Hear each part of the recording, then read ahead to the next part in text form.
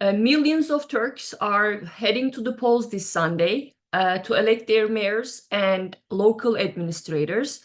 And one question that I keep hearing from people in Washington, as well as Turkish citizens that I recently talked to, is that why should we care? So today I'm joined by two experts who will answer that question for us. Evren Balta is professor and chair of International Relations Department at Özyeğin University in Istanbul. And Seda Demiralp is professor and chair of International Relations Department at Işık University in Istanbul. And Seda also recently both joined us as non-resident scholars. I'm thrilled about that. Seda and Evren, thank you so much for taking the time to talk to us today. Seda, let me begin with you, but probably before that, to those who are listening to the discussion, please feel free to type in your questions in the Q&A section on your screen, and I will try to factor those in throughout the discussion. So Seda, I was in Turkey right before last year's May elections, presidential and parliamentary elections. And I remember that there was so much excitement, especially among opposition supporters. Elections were all people talked about. And I visited Turkey recently again. I was there 2 weeks ago, and the mood was radically different. A majority of the people that I talked to are almost going through this political fatigue, where they would rather turn off the news than engage in a discussion about politics and elections. So my question to you is, why is that? Yeah, there has been a significant decline in interest in politics. I've been suggesting that political apathy, certain form of political apathy has been rising, particularly since the last election. Well, while apathy is deeper among opposition voters, I should say that even incumbent voters feel that they are being marginalized from politics, they are losing interest in politics. We have recently conducted a research with Istanbul about political apathy, causes of political apathy. I would say that one main reason is for the opposition, especially opposition voters, one main reason is the repeated election failures. 2023 elections raised hopes significantly among opposition voters to finally win and beat the incumbents, remove them from office through elections. And when they felt so close to reaching that goal, again, it didn't work out, which created a huge frustration. But there has been apathy among incumbent voters, government parties, AK parties voters as well. The reason there is more about persistent economic failures. So AKP voters feel like they've been giving credit to the party again and again, despite of their problems. They've been postponing their complaints. They've been going to the ballot box election after election, but economic problems are still there. No solution is coming. So both groups of voters feel like they cannot impact politics. They feel like they are not heard. They cannot even really follow which decision is being made for what reason. So politics is being perceived as taking place behind closed doors. So that is a major reason to feel alienated from politics, and especially because this is municipal elections. So municipal elections never feel like they are as critical for the nation's future, because if you remember in 2023 elections, both sides, both incumbent and opposition parties have been presenting elections as highly critical for Turkey's future. AK Party has been suggesting that Turkish national security is at stake, while the opposition has been suggesting the elections are pretty much a last exit from further democratic backsliding or huge authoritarian turn. But for municipal elections, neither side, neither the opposition nor the government is, putting the elections in such a critical frame, and nor the opposition is feeling this way. People pretty much feel like this is about metro, parks, some benefits, yes, some distribution of benefits are at stake, but it's not as critical, which is also another reason why people don't feel as much pressured to push themselves, and go to the ballot box despite of their complaints.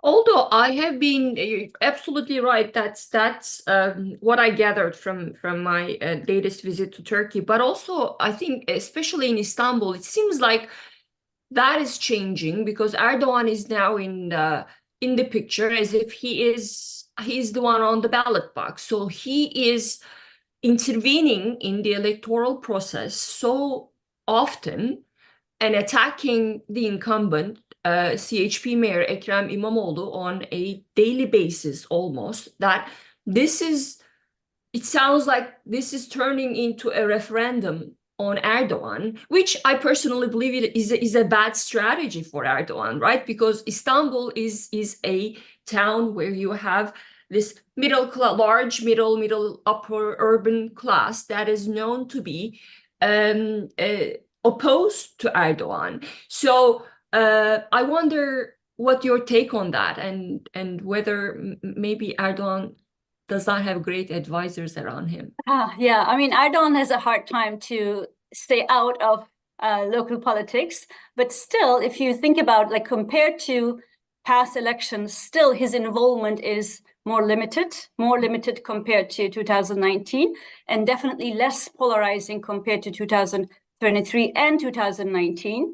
And this normalization policy he has been following since 2023 has been following normalization economics, right? Economic policy, like return to orthodox economic policies, normalization in interior affairs, some level of combating the corruption problem, and somewhat normalization in foreign policy, right? Like somewhat return to Turkey's more traditional foreign policy. So I think he has been thinking that because the opposition is not in a unified stance, it's better for him not to polarize the political environment, which could lead to reconsolidation of the opposition. I think he has been trusting this too much, while we can talk about this later, but the opposition actors are working on forming an alliance at voters' level. So I think Erdogan he miscalculated the diffusion of opposition voters. I think he overestimated the frustration of diffusion. I want to come back to that, but before that, Evren, let me ask you this. Seda talked about political apathy, and I'm seeing that here as well, where people, President Trump and Biden, there's going to be a rematch, and people feel like, nothing changes. Voters almost, they feel like they've lost their agency. No matter what they do, they can't affect a change in politics. And I guess that's partly why there's a big chunk of undecided voters, in the middle. So I see some of that here. But in Turkey, Turkey is a very politicized society, and usually we are very opinionated. We have our own opinions, and especially, I mean, in a country where almost equally divided into two camps, so that having that political apathy, to me, is striking. So my question to you is, how does the opposition parties, do they aware of this? And if they are, what are they doing about it? I think they are definitely aware of this, but let me start from a positive sign of this. I mean, you're talking about the fact that Turkish electorate has been so much polarized in the last 2 decades. I mean, mostly because of the AKP's policies of intentional polarization. But what is happening and what happened in the 2023 elections is that we have seen the level of polarization going down. Right, that was as a result of the oppositional strategy of depolarization starting from 2019.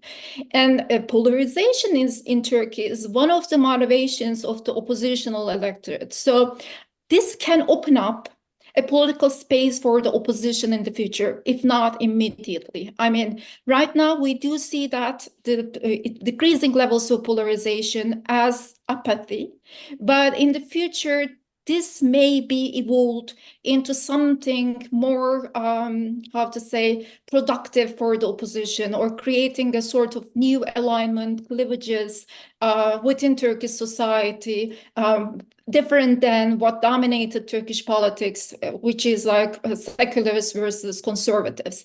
So I think there's a positive side in this apathy. I mean, it is happening because there's not that much of polarization, because the oppositional voters as well as the supporters of the government saw that nothing really changes, right? Whether you basically vote for the government or for the opposition, the policies are not that much different. And in fact, as I said, the opposition has really decreased the level of polarization in terms of conservative secular cleavage by incorporating conservative demands into its program. So one part of it is sort of, could be, not right now, is creative. So then this takes us what the opposition could do.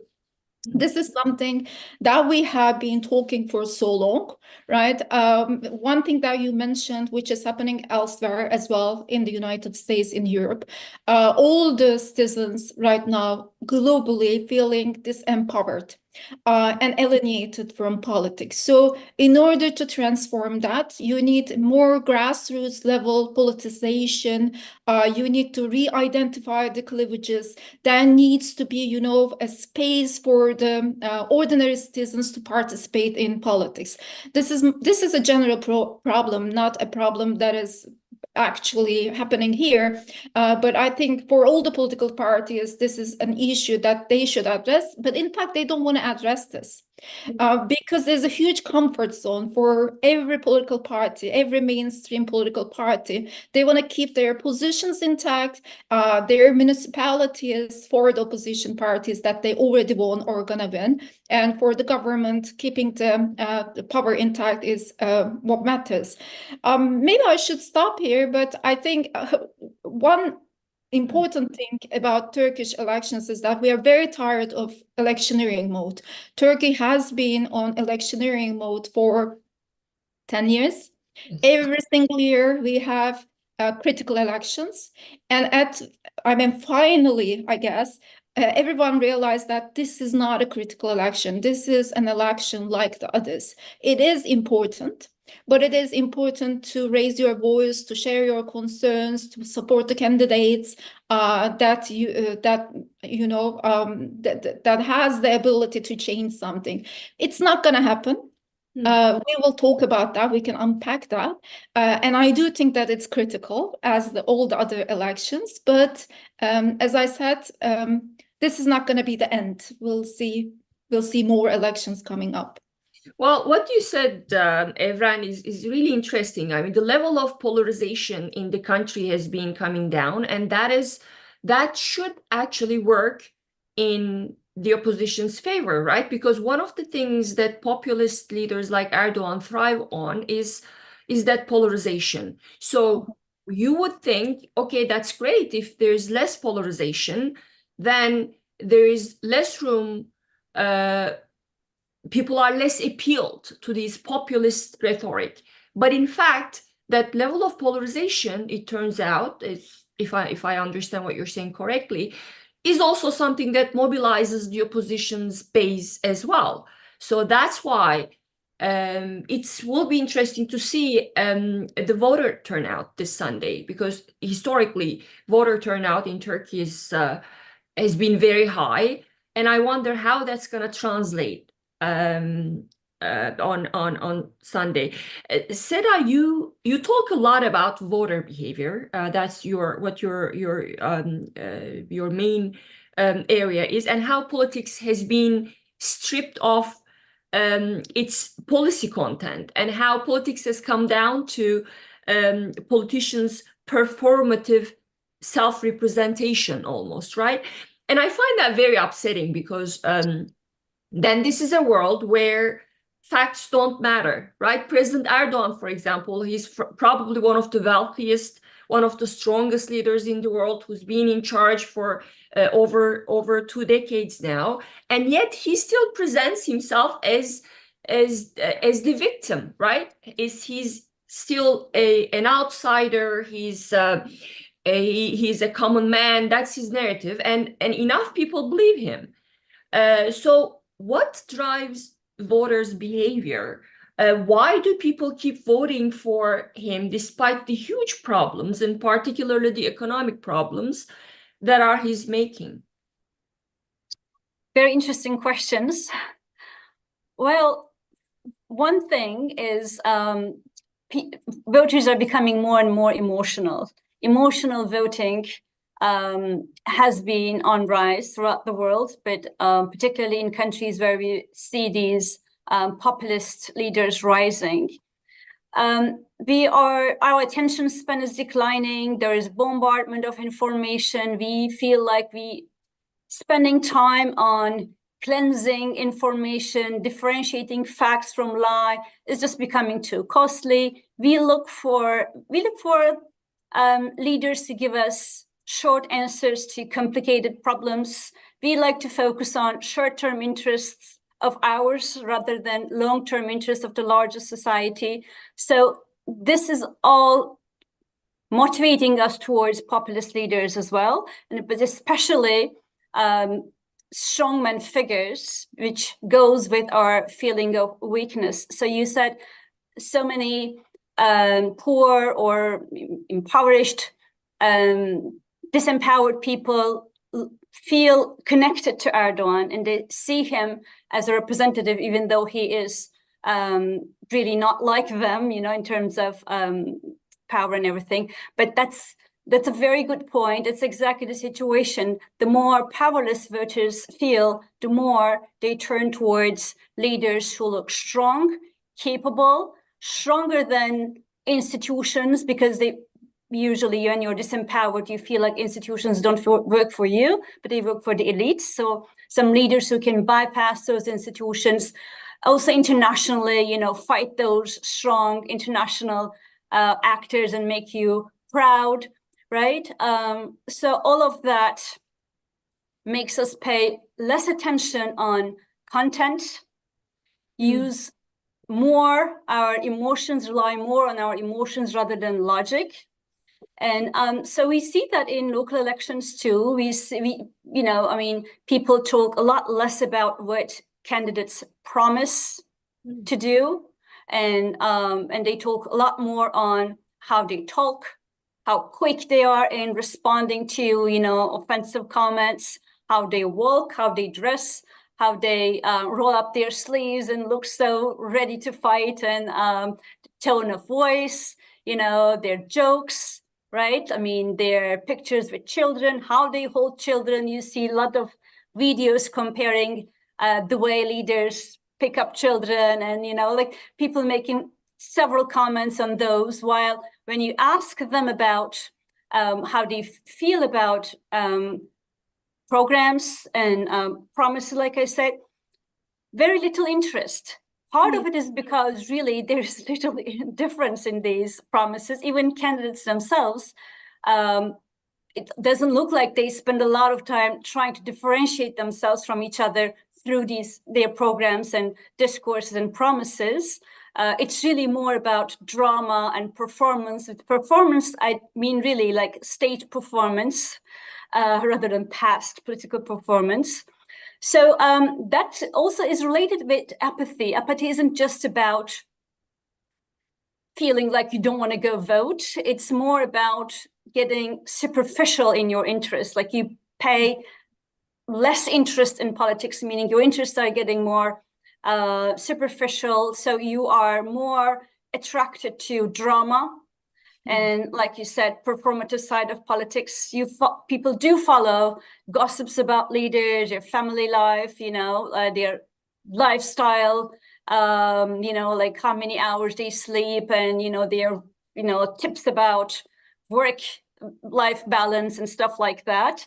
So these kind of things still do catch interest. So politics is big. Actors are making their story more about these like personal issues rather than like old school like ideology and cause and so on and so forth. So it's not just that political interest is in decline. The form of interest, what people pay attention to, is also changing, which is why I'm more concerned about political apathy. People may end up going to the ballot box on election day because that's the only way Turkish people and people in a lot of like hybrid regimes express themselves, and there is that tradition. So people may go and vote, but how they will vote, may be affected by these feelings. I think voting for third parties to show their, protest or parties, these third parties are typically issue-based parties. When voters feel like none of these big parties are that different from each other, and they look too similar, candidates looked similar, issues looked too similar, they go for these single issue parties like anti-immigration parties, for instance, or those smaller parties who have a more clear agenda for these people.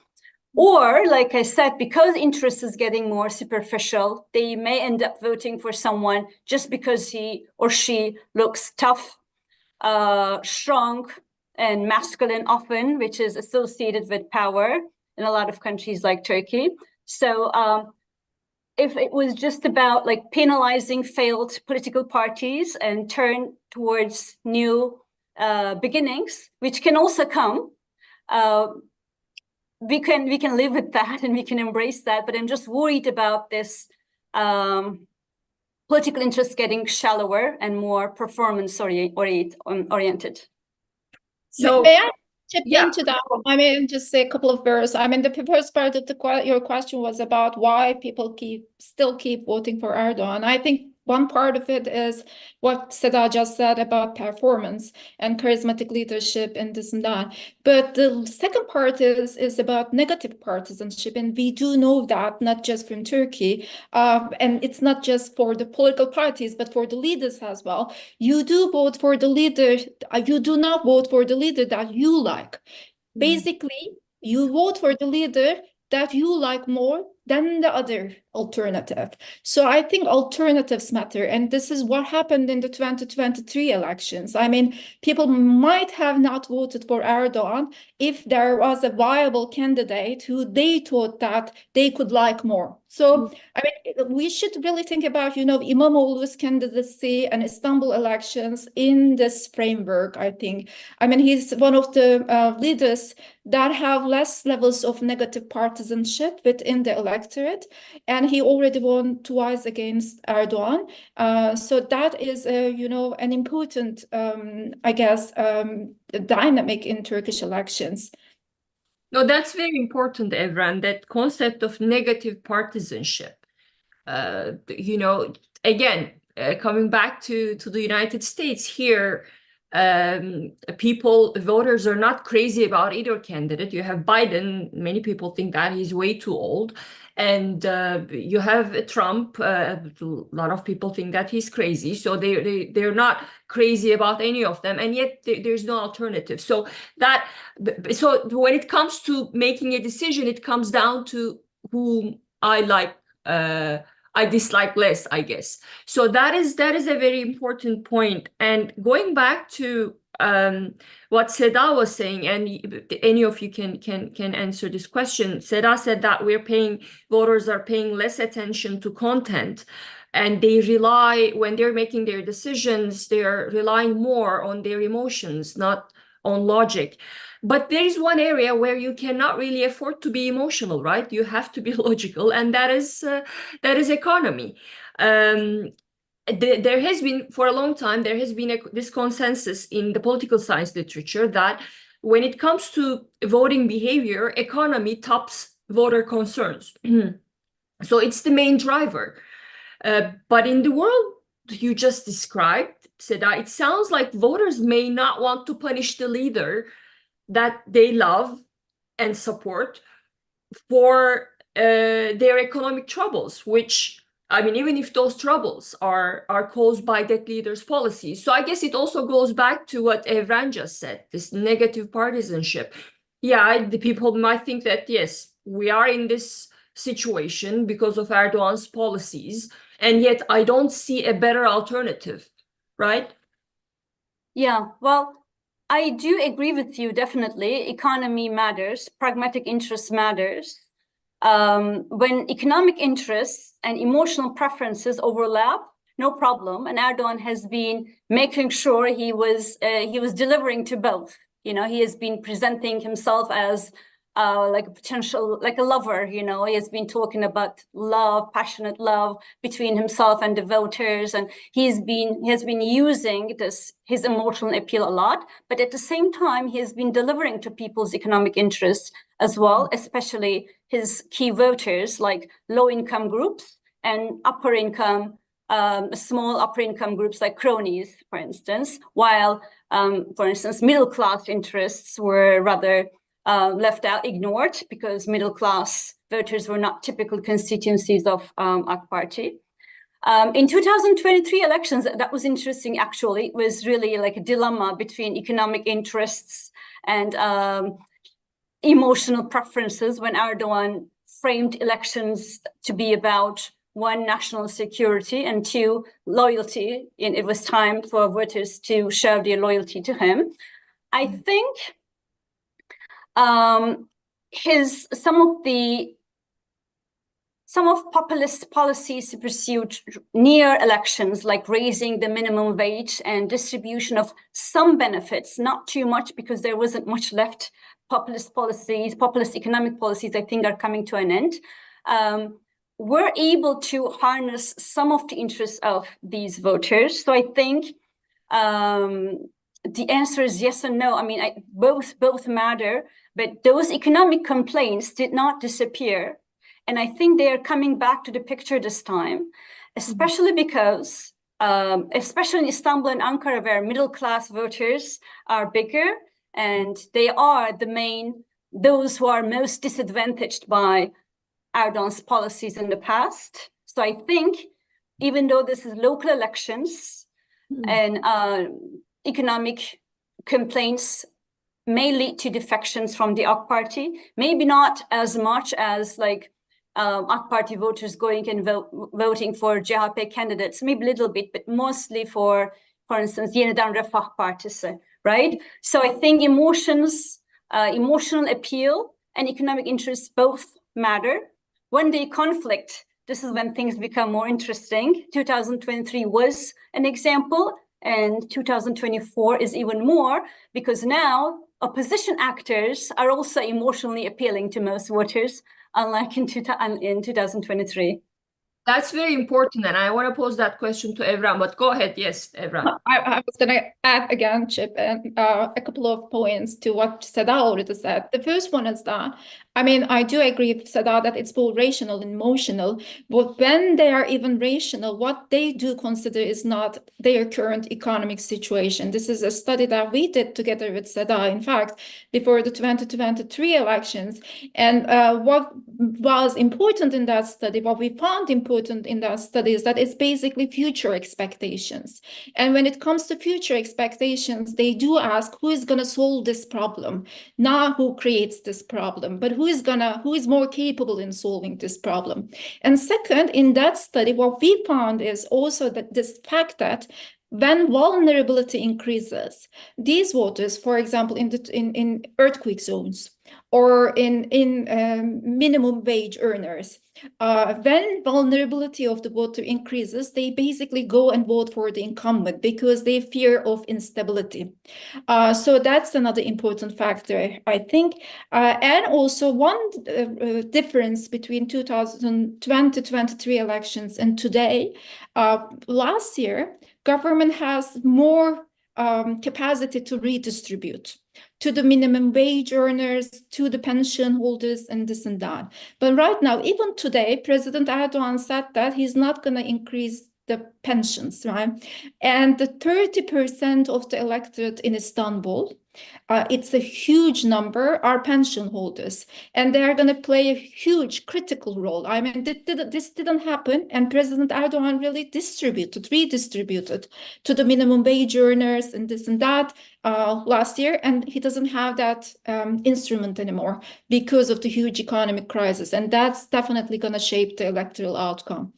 It's very interesting. You know, you said, Evren, voters pay attention to several things, and one is who is going to solve my problem. And you said something about the vulnerable voters, which is very striking, that the more vulnerable they are, the more they rally around the leader, the incumbent, right? And that's something that I was wrong about, among many things, before the May elections. When I was traveling across the earthquake region, my assumption was that, okay, this is a perfect context for the incumbent to lose, right? Because it was, first of all, a huge tragedy. And a lot of people that I talked to, they were very critical of the government's response to the earthquake. So my assumption was that, okay, so the context is you have a huge tragedy, and the people are not really happy, very unhappy, very frustrated with the government's response. And second, you have a huge economic crisis. So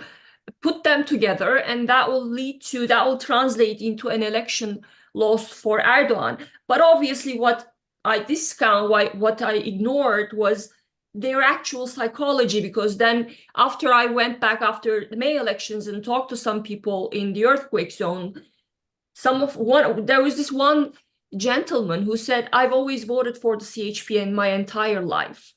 And I love Kemal Kılıçdaroğlu. I think he's a decent guy, but I'm going to vote for Erdogan. And when I asked him why, he said, well, I'm right now with my family. We lost everything. We're living in this tent. And the opposition, they have such a huge list of priorities, and I'm not one of them. And also, Erdogan is the guy. If someone is going to rebuild, if someone does construction well, it's Erdogan.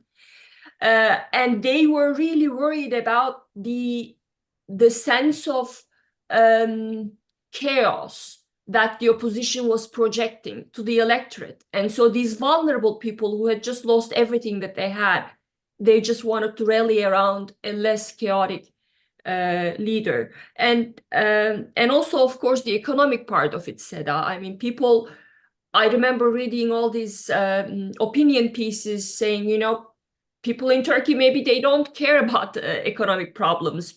Maybe they vote emotionally. But in fact, again, something that many of us ignored was the fact that at the time, yes, economy was doing horribly, but the impact of those economic problems were not felt by Erdogan's constituency.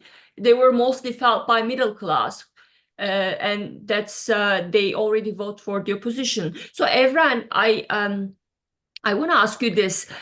So we described this question. We said laid out perfectly, where people usually they vote on their emotions, and they paid less attention to content and policy proposals. So how can the opposition then lead a successful electoral fight in such a context? For example, what is Ekrem İmamoğlu's strategy? Also, although Seda said that opposition, or you said opposition is also emotionally appealing. Very simple, I guess, based on what Seda just said. I mean, if you look at the campaign slogan of Ekrem İmamoğlu, his main slogan is full speed ahead. And that full speed ahead is basically the signifier of the fact that he's already fast. He's doing things. He's a doer, right? And it also means that I have the experience, right? I have been governing Istanbul for some time, and I have still some projects going on, and I'm going to keep doing that. In terms, I mean, specifically for Ekrem İmamoğlu, it's basically showcasing leadership qualities and ability to effectively govern. And since, as Seda said in the beginning of the webinar, right now it's not institutions, it's not political parties, it's not promises, it's basically the leader itself, leader himself or herself. So when you show those leadership qualities, when you do fight for the electorate, when you show that you're, willing to fight for the electorate, it really means a lot. I mean, we all have talked about, like changing forms of politics, more contribution or, grassroots level politics increasing, the level of grassroots level politics increasing. But right now, at this point, that Turkey is, after 20 years of populist leadership and deinstitutionalization, showing good leadership qualities, ability to effectively govern, showing that ability to the elected is crucial. And that's what İmamoğlu campaign is right now focusing on. And that's also Ankara's campaign. I mean, Mansur Yavaş also has the experience in the last 4 years as the mayor of Ankara. He has the ability to govern. I mean, his leadership is not similar, or his leadership style is not similar to İmamoğlu's leadership style. He's more silent, but he seems powerful in a way, and the electorate can more easily identify with his ideological posture, let me say. But İmamoğlu has a also wider, broader appeal to the electorate. He can speak to the Kurds. I mean, this point is important. I'll just say that and I'll stop there. Turkey has many cleavages. There's conservative secular cleavage, there is nationalism, Turks, Kurds, Kurdish voters, Turkish voters, nationalist voters, more nationalist voters, and this and that. And there's also democracy, authoritarianism cleavage. There's also anti-Erdoganism and this and that. So you have multiple cleavages, which are mutually exclusive and very polarized. I said, I mean, there's a certain level of depolarization, but they are still there, these cleavages. So when the leader shows this leadership qualities with a broader appeal that can address to all these cleavages. And if the system is presidential and you need a majority, or I mean, there's just one seat for being a mayor, I mean, only one mayor, then you have to really appeal to this wider, broader electorate. And that's what the opposition has been trying to do. And in fact, but not without a potential leader. So what's happening right now is that you do have a potential leader which can do both showing this effective charismatic leadership and also have this broader appeal, who can talk to Kurds, who can talk to Turks, who can talk to conservatives as well, by his gestures, not just by his promises, election promises, but through his gestures, through his body language. And I think that's important. You're right. I mean, Ekrem İmamoğlu, one of the advantages he now has, which he didn't have in 2019, was the fact that he was an unknown entity at the time, right? No one really knew him. But right now, he's managed to build a successful track record as a mayor. And as far as I can see, there are not that many people who are very critical of his tenure as a mayor, right? So that is a huge plus. But you also mentioned the Kurds, and that could be a minus. So compared to 2019, when all opposition parties rallied behind the CHP's candidate, behind Ekrem İmamoğlu, they got the job done. Now you have all these opposition parties who have fielded their own candidates. And particularly concerning for Ekrem İmamoğlu is the Kurds, right? Because Istanbul is the biggest Kurdish city in the country, and they played a critical role in Ekrem İmamoğlu's victory in 2019. But now the pro-Kurdish party has its own candidate. So what do you think? How is that going to impact Ekrem İmamoğlu's prospects? It's definitely has, I mean, the Kurdish electorate has a huge impact, not just for Istanbul, but in the general elections as well. I mean, they are considered as the kingmakers with almost 10% of the vote, and they do have a 10% vote in Istanbul as well. And since the election is such a close race, Istanbul elections, Kurds definitely are the most important component of the Istanbul electorate. So there are a couple of things, I guess, here. The first one is the nationalism card that the government used in 2023 elections, and that was accusing the opposition being in collaboration with the Kurdish separatist organizations and this and that. That disinformation campaign doesn't seem to be effective in local elections. And it has never been effective because people do not think, the electorate in general do not think that local elections is about national security. It's about infrastructural demands, basically, and the ability to govern.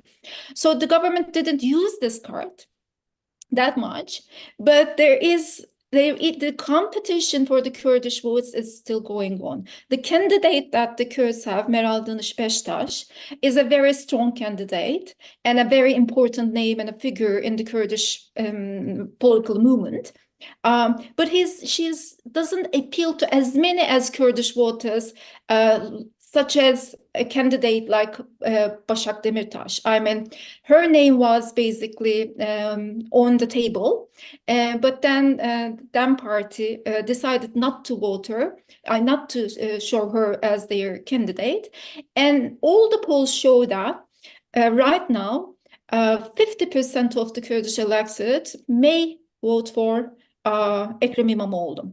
So increasing that vote share is very important for İmamoğlu, and that's why we see him talking Kurdish, learning Kurdish songs, and adopting those gestures and discourse in general, appealing in order to appeal to the Kurdish votes.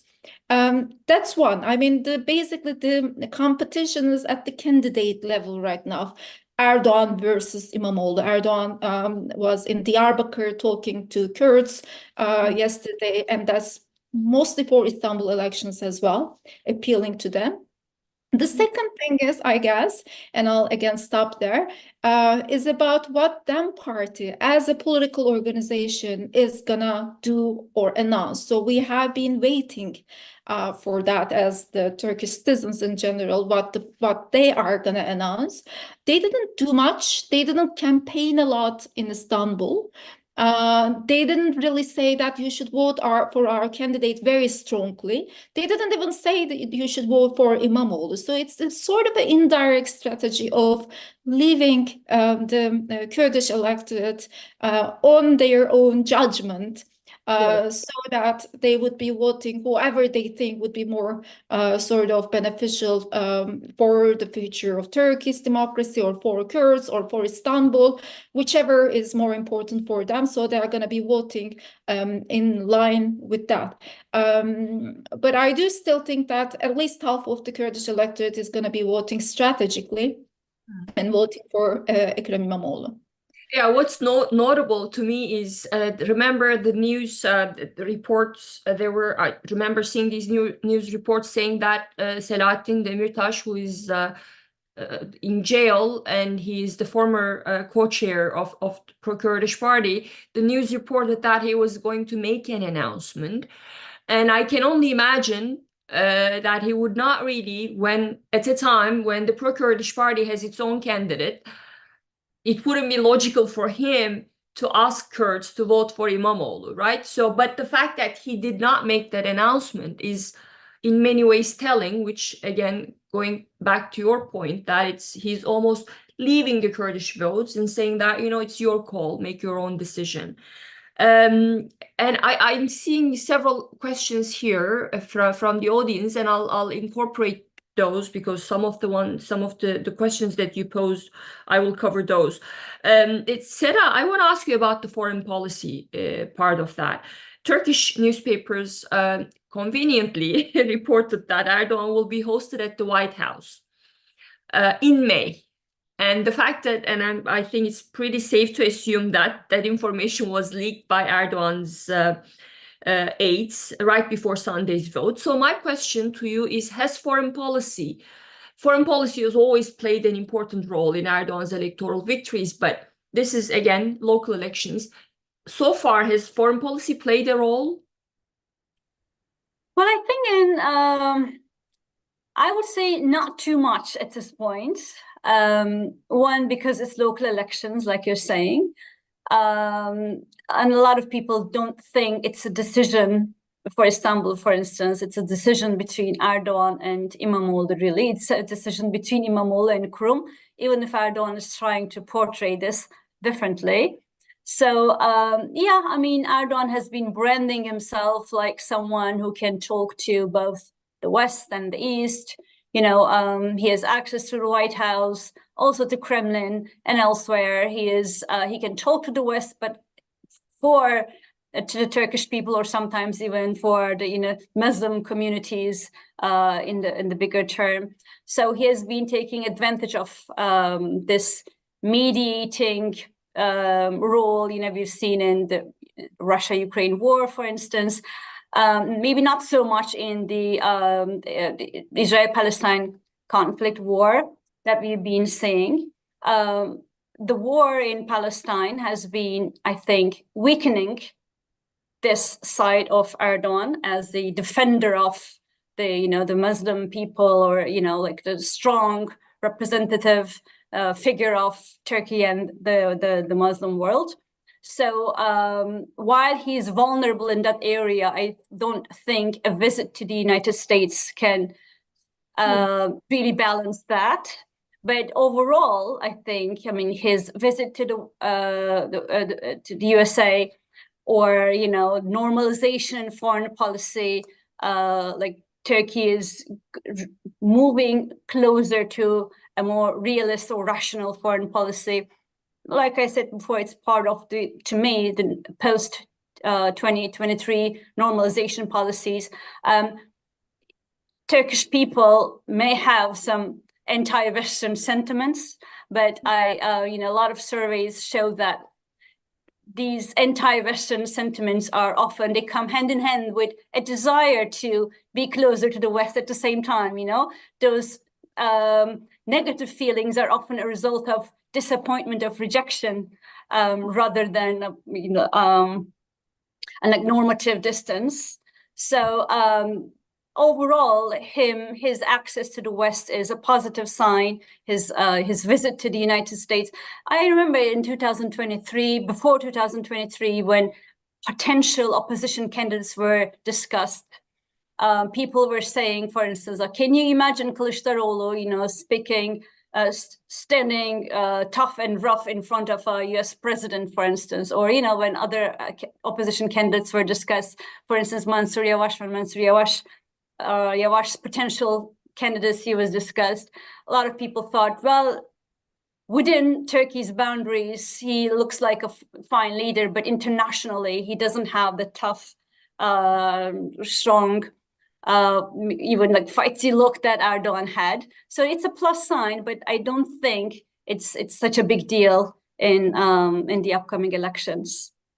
Well, going back to the first question I posed before we kicked off the discussion, the question of why should we care about Sunday's vote, right? So I want you to imagine a scenario where opposition lost Istanbul, İmamoğlu lost. What would be the implication of that loss for the larger political dynamics in the country? And there is also a question, well, maybe that should fit more neatly into the second part of it. So let's imagine a scenario where the opposition lost Istanbul. What would be the implications of that? Well, the government opposition balance will be affected very negatively. There will be a long period of no elections. Opposition will lose its chance to balance or restrict this omnipotent central government. That will come together with declining political interests of voters. So imagine a scenario where government has all power. They can, put constitutional debates back on the agenda, and, constitutional checks may be lifted as part of these changes, or economically, like tight belting policies How are those costs going to be distributed? Who is going to be paying those costs? I think when the opposition is losing its power to balance the government and voters themselves have lost their interest in politics, lost their energy and interest in politics, to me, that's a very negative scenario for the prospects of Turkey's possible re-democratization in medium run. But I don't think this is the more likely scenario. That's the good news. I'll come back to your predictions, but Evren, what's your take on this? In that scenario, what will happen? What is the worst that can happen? Okay, so the worst case scenario is if the opposition loses Istanbul, and that's Istanbul mostly. I mean, in 2019, the opposition CHP, the main political party in the opposition, won 11 big cities, and it's likely that it's going to lose one or two of them, but may gain new ones. But as we have been talking, the battle is about Istanbul, and why that is important. This one thing is what Seda already said. It's about the democratic resilience of Turkey. So winning Istanbul is going to increase the democratic resilience. And also it's about the sustainability of the Erdogan's regime. So if the opposition loses Istanbul, so we do not have a consolidated regime.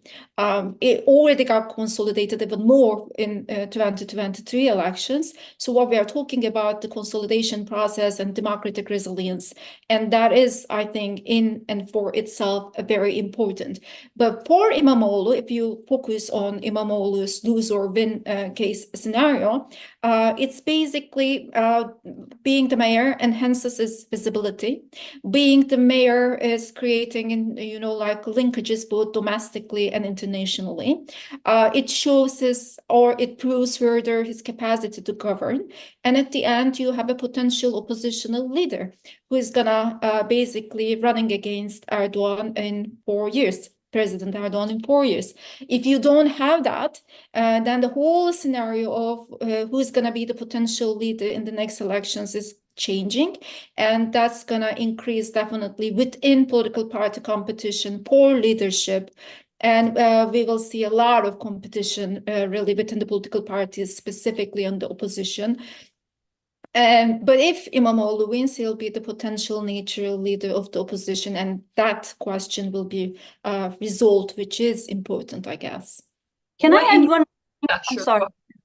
Also, the other thing I wanted to say is Istanbul means access to urban land rents, right? So access to such rents has been the mechanism for the AK Party to finance itself. Right? I mean, those populist redistributive policies were often financed with land rents, and we don't have oil, but we have land rents. So losing Istanbul, therefore, has been really costly for Erdogan, economically costly. And I think that's part of the reason why these populist redistributions cannot be sustained anymore. In 2023, I mean, people talk about patronage politics played a role there, but still it had its limits. Those redistributions were not as generous as in the past. And now, earlier, everyone talked about pensioners and also other, wage earners. I mean, we could see Erdogan redistributing more generously today if he had access to these land rents. Really, land rents have been distributed consistently between low-income voters and upper-income, like construction groups, basically, like those cronies who are doing those maybe 5-6 companies who have been getting these lucrative deals and land rents and everything. So that's why I think, because the government lost such access to urban rents, the opposition had this great chance in 2023. Maybe they could not use this chance and realize the potential there, but keeping urban rents away from government's direct access for another term, I think that's important.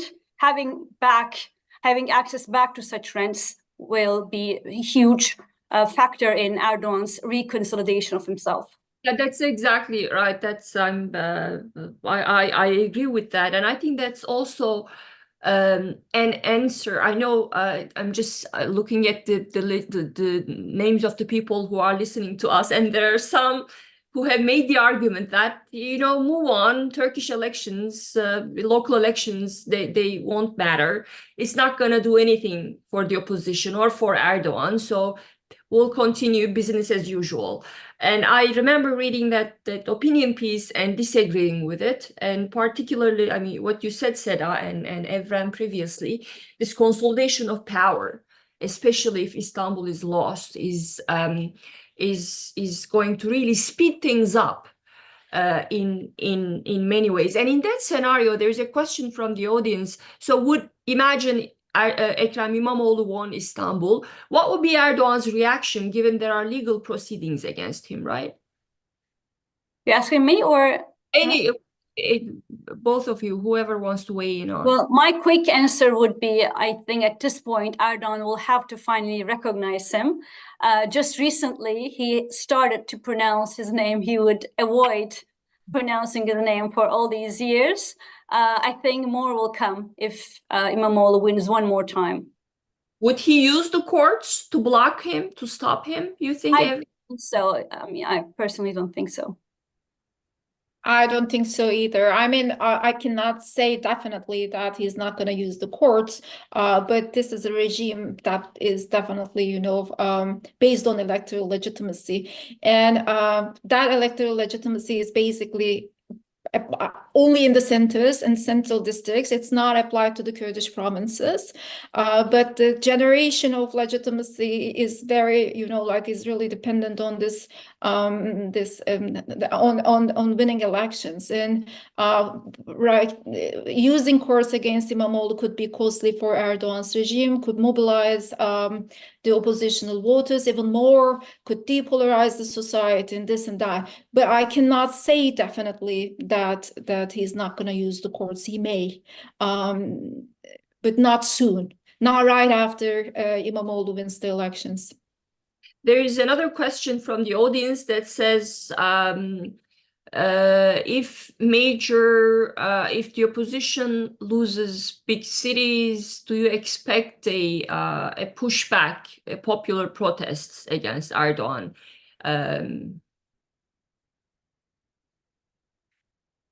I would not expect people getting energized if opposition loses. I would expect the opposite. If opposition wins, then that can re-energize the people, and you know, then maybe we can see protests and, you know, like riots and people trying to push the government with the support of opposition parties, maybe for early elections or other concessions openings. Yeah, I think protests could happen at that point if the people, the oppositional electorate think that the elections are stolen, and if there are really signs of that fact that the elections are stolen, or if there are rerun as it happened in 2019.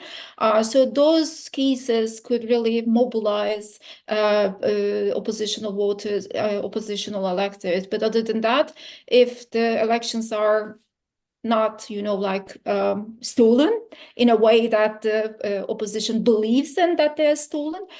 So I don't think there's going to be a huge protest movement in Turkey. There is a question, we have to wrap up, but there's a question about the potential Kurdish peace process. We've seen conflicting signs in the run-up to Sunday's vote, both from pro-Kurdish party actors and also from government figures. And interesting things have been happening, I think, on that front. You have these high-profile Kurdish politicians who are now campaigning, and many people think that, you know, right now the Kurds are undermining the prospects of people like Ekrem İmamoğlu. So there's that interesting debate, and I've heard that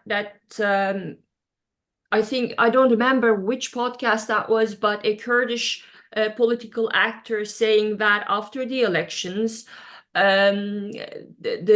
Erdogan's nationalist allies could be open to more or softer policies vis-a-vis the Kurds. So where all that leaves us in terms of a post-election either Kurdish peace process or relationship between the Kurds and the opposition. So what's your take on that? Well, I think if the opposition wins with a big margin in Istanbul and Ankara, especially with Kurdish support, then I would think that Kurds will their feature in a position with the opposition. They will, place their hopes in Turkey's re-democratization, most likely after Erdogan. If the opposition loses, then we may see those within the Kurdish movement who defend a rapprochement with Erdogan and solution through Erdogan, that side to be strengthening and more developments taking place in that direction. Evren? It seems to me that the Kurdish political opposition haven't yet decided in which direction that they should move. They haven't decided because they don't know whether they can trust Erdogan's government, because there has been a lot of moves that came from Erdogan's government, which then they basically experienced the reversal of those policies and promises coming again from Erdogan. So I do think that there are multiple level negotiations going on with the government. But what do we see right now, looking at the political scene right now, is that negotiations probably didn't go somewhere, didn't end with a sort of a deal between the Kurdish political movement and the government. And that's why we have been witnessing Erdogan's campaigning himself, but not talking to the Kurdish political movement at a political party level, or not, announcing sort of neither the Kurdish representatives or the Justice and Development Party representatives announcing something, to the Kurdish electorate as a promise or as an election promise. But what is going to be a game changer, I think, is going to be this constitutional debate, which is definitely going to happen, which I do think is going to realign Turkish politics. And how that realignment is going to happen, one factor is whether the opposition wins the elections, local elections, or not. If opposition wins local elections, then within that constitutional debate, we will be seeing a more, strong oppositional voice in discourse. If not, the realignment is definitely going to be very different. So majority of the political parties, I'm not specifically referring to Kurds right now, but political parties that were in the oppositional ranks may join to the debate and negotiate for a new constitution with the government. So I think that is also, these local elections are also crucial, because what Erdogan's government, President Erdogan, put on the table right before the local elections is a constitutional change.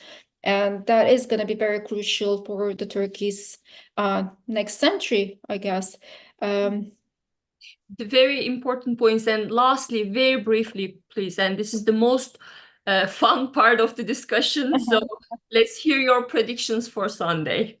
Well, I think opposition is going to win in Istanbul and Ankara, and that will re-energize at least the opposition voters, but perhaps indirectly also incumbent voters. But from the perspective of the opposition, I think the broken spirit of 2023 can be fixed to some extent.